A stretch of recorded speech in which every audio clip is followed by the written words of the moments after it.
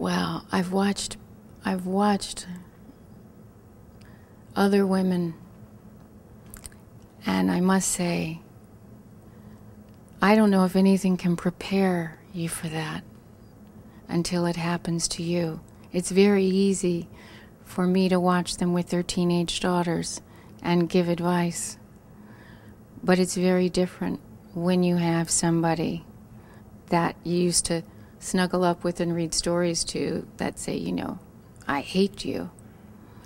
And so being exposed to how other women deal with it, I think, whether it's people I don't know through art, songwriting, books, you begin to see that you're not alone, that all of us have to go through it at some point.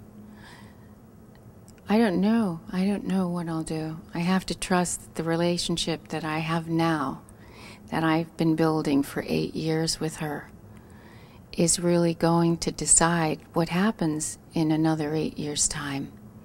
We might avoid certain things because of what we do now and how we communicate now. Well, the greatest sin has got to be needing to control another person to the point where they have let go of their self-worth for you because you've manipulated them so cleverly.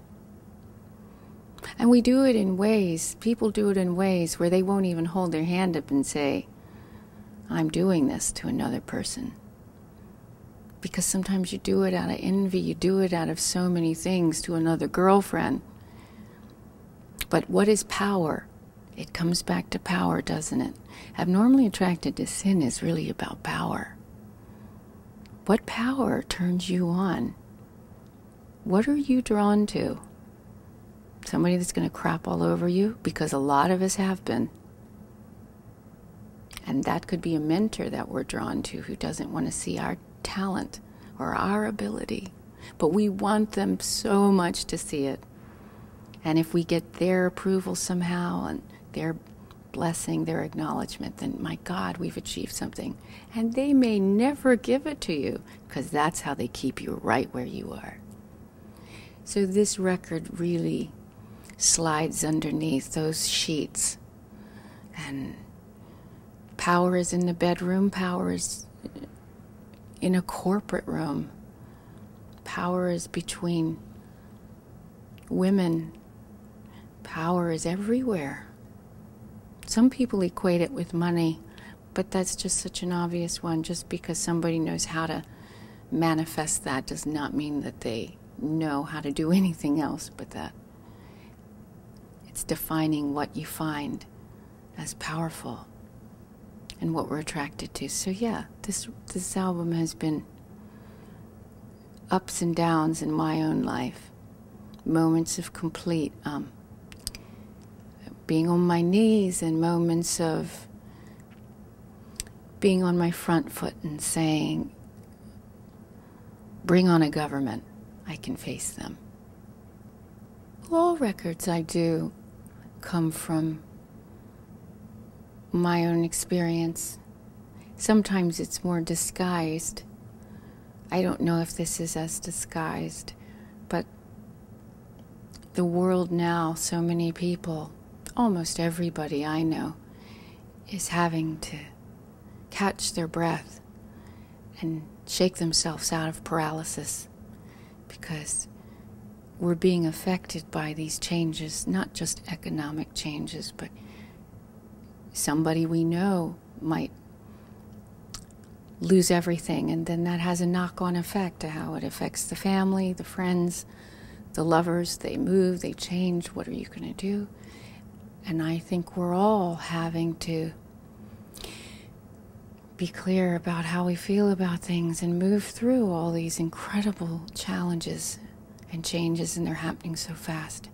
So for me, this record was very much about what's happening. And we're in a different world than we were 2 years ago. That world is gone. And we won't have it back again, not the way it was. and knowing that and how to move through the new world we're in. That's very unsure from day to day.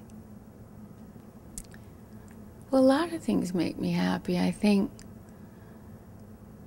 when I see somebody creating something that is really coming from them, instead of doing it because they're getting paid to do it, it's, I think creation spurs on other creation.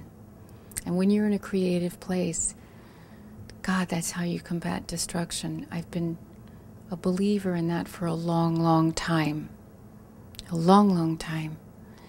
That if you're in a terrible place in your life, if you're able to take that and create with it, then you're in a transformational space instead of a victim space. And my God, being in a victim space is the most demoralizing place to be. And I've been there.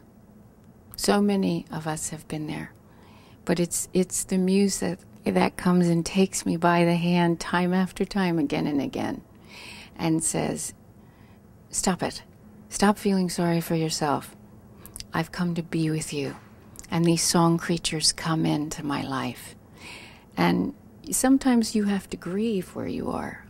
A loss of, I don't know, something, an idea that you had, a picture you had of your life that's just being completely shattered. So yes, you have to grieve, but then once you do, you start finding the pleasure in this new adventure.